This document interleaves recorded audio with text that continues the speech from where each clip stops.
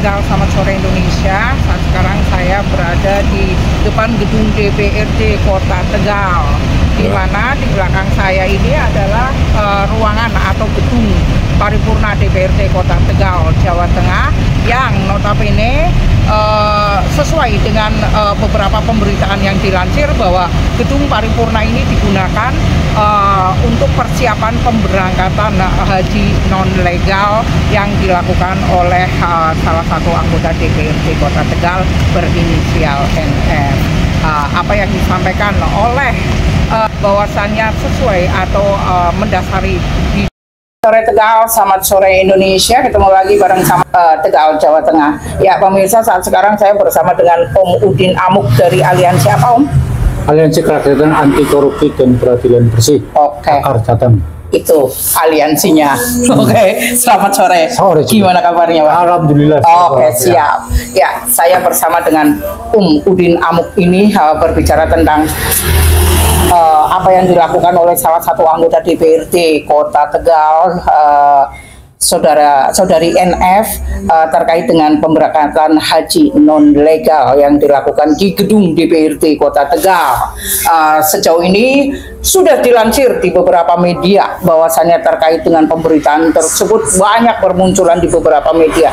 Namun sampai dengan detik ini, apa sih yang selanjutnya akan dilakukan oleh DPRD sendiri dan dari pihak kepolisian serta dari teman-teman peduli masyarakat Kota Tegal ini, apa yang akan dilakukan dan harapan apa yang ingin disampaikan terkait dengan kasus tersebut. Namun yang lebih pastinya, sebagai warga Kota Tegal berharap bahwa wakil rakyatnya bekerja secara profesional. Betul Bang? Betul. Oke, siap. Kita lanjutkan Bang. Siap. Oke Bang, terkait dengan informasi pemberangkatan haji non legal atau yang selama ini panjenengan lakukan atau panjenengan itu bergerak untuk mempertahankan nama baik Kota Tegal sendiri karena wakil rakyat sudah melakukan hal tersebut. Boleh diceritakan Bang, apa sih yang selama ini panjenengan lakukan kaitan dengan hal tersebut yang tadi saya sampaikan? Sebetulnya gini, bahwa kita melaporkan itu atas dua persoalan yang dilakukan oleh saudari NF ini.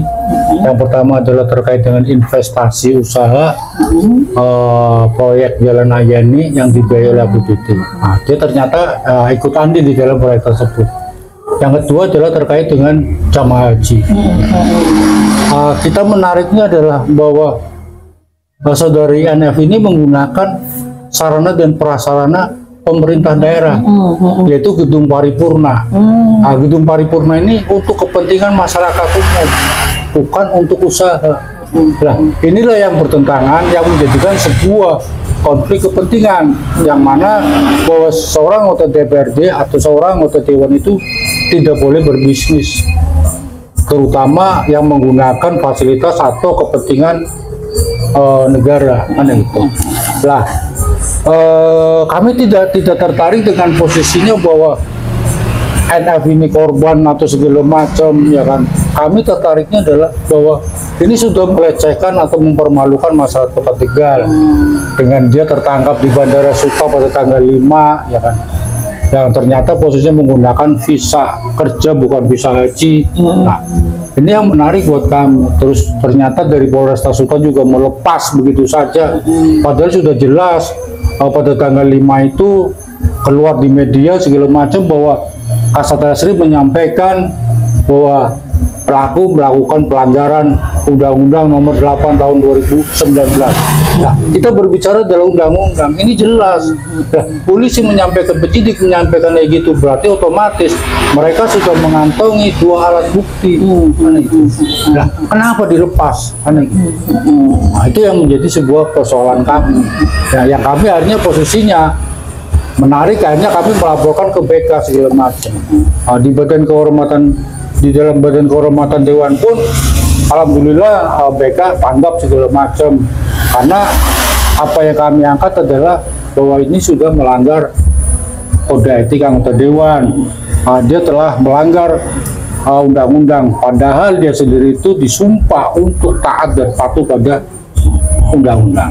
Jadi abang mengatakan bahwa PK atau Badan Kehormatan DPRD Kota Tegal sendiri sudah melakukan kinerjanya secara profesional ya, secara prosedural terkait dengan permasalahan ini.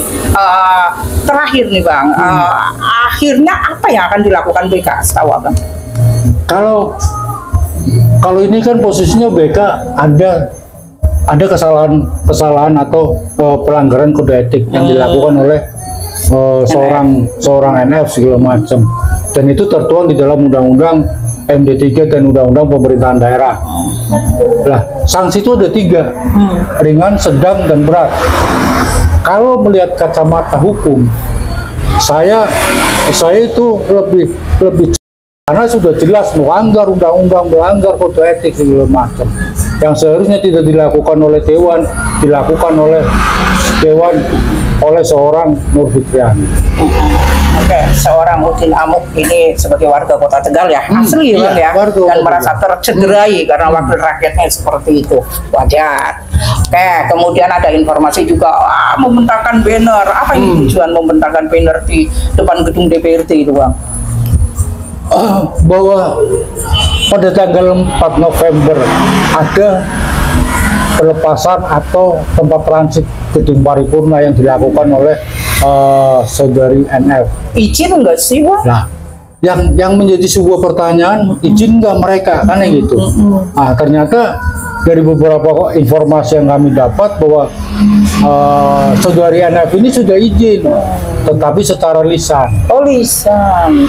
Untuk suratnya segala macam belum terbit, belum disampaikan sampai dengan detik ini mungkin itu belum disampaikan. Siapa yang memberikan statement itu bang? Ketua Dewan. Oh Ketua Dewan sendiri. Ketua Dewan menyampaikan bahwa ya izin, cuman diminta bikin surat, tapi sampai dengan tertangkapnya di Bandara Suta itu tidak pernah memberi surat.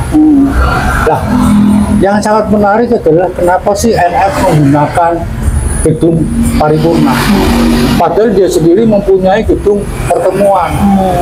Ini yang sangat-sangat menarik. Bisa jadi ini adalah sofos atau pemberitahuan kepada masyarakat bahwa biro hajinya ini adalah resmi, tempat pemberangkatan ataupun transitnya adalah di gedung Dewan, gedung paripurna. Kan itu. Nah, ini untuk apa? Melenggangkan usahanya untuk memberikan kepercayaan kepada masyarakat bahwa biro hajinya itu adalah legal. Lepas dari itu Pak, lepas dari itu. Oke, artinya apa yang dilakukan NF ya, itu kan sedang ditindaklanjuti oleh BK atau Badan Kehormatan DPRD. Kemudian dari pihak kepolisian tentunya, apakah sudah ada pelaporan mungkin? Kalau untuk korban kita nggak tahu, karena kita tidak tertarik dengan korban. Artinya dengan aliansinya Pak sendiri. Tetapi kami sudah menanyakan pada tanggal 26 Mei itu, kami sudah menanyakan kepada penyidik dan kami meminta ketemu dengan setidaknya Kasat Reskrim. Tetapi beliau tidak berkenan untuk ketemu kami, hanya ada Kanit Karyono kalau nggak salah yang menemui kami. Dan dalam bahasanya adalah menyampaikan pada kami bahwa status masih penyelidikan. Dan kami pun kami akan melakukan pengiriman surat untuk mempertegas sebetulnya statusnya NF itu apa.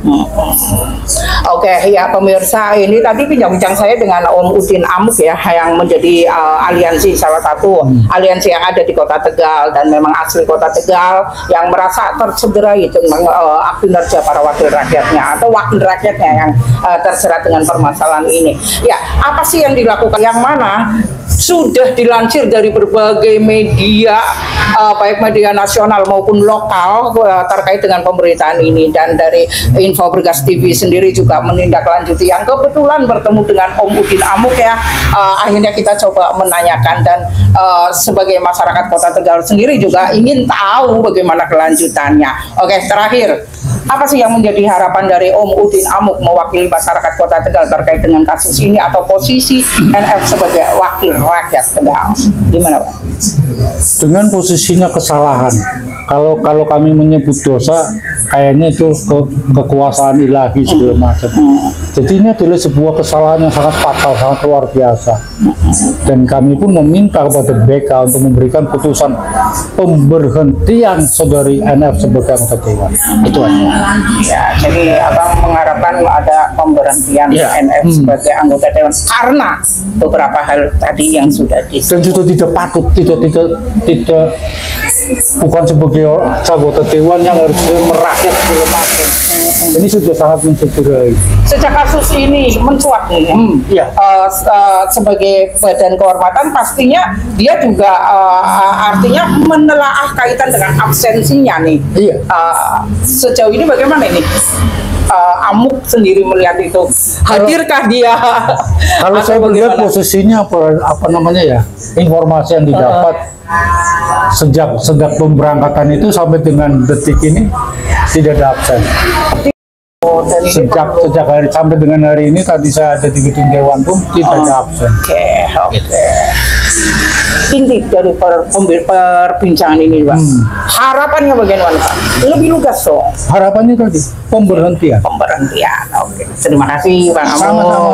Ya, pemirsa, tadi bincang-bincang saya dengan Omudin Amuk bahwasannya masyarakat Kota Tegal merasa tercederai kinerja wakil rakyat yang demikian. Ya, berharap juga ya bahwa DPRD harus lebih profesional, dari pihak kepolisian juga lebih profesional untuk tidak mencederai nurani rakyat Tegal. Dari Info Bergas TV Tegal, Jawa Tengah mengabarkan. Salam sehat masyarakat Tegal, salam sehat Indonesia. Terima kasih. Salam.